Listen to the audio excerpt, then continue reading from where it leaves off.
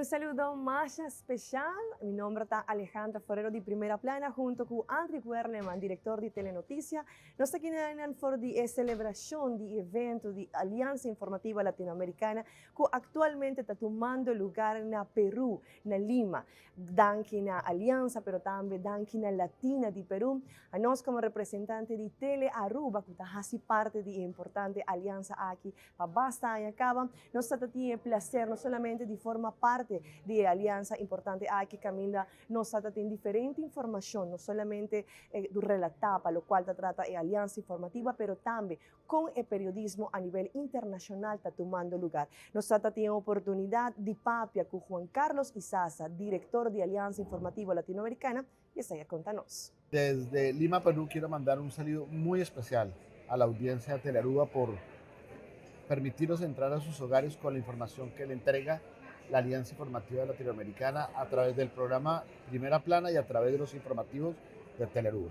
Pues Alejandra, se reúne la Alianza en su 17ª cumbre anual.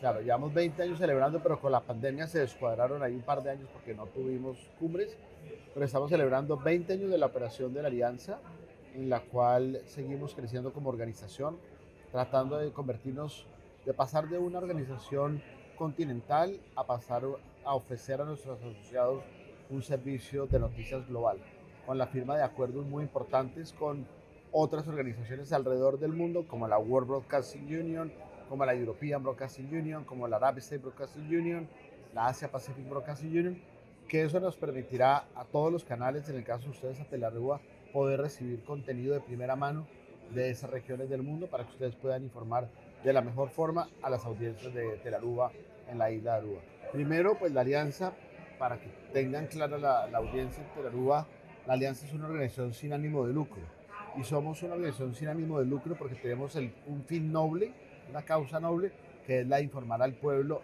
de 22 países.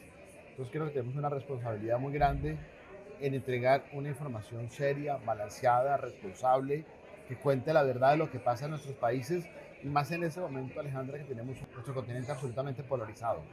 Yo creo que los medios como medios de comunicación tienen una gran responsabilidad y es una responsabilidad que la Alianza también asume con gran seriedad.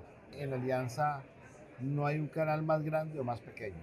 Todos los canales son igual de importantes y es muy sencillo porque las noticias grandes pueden pasar en un lugar pequeño como en Aruba.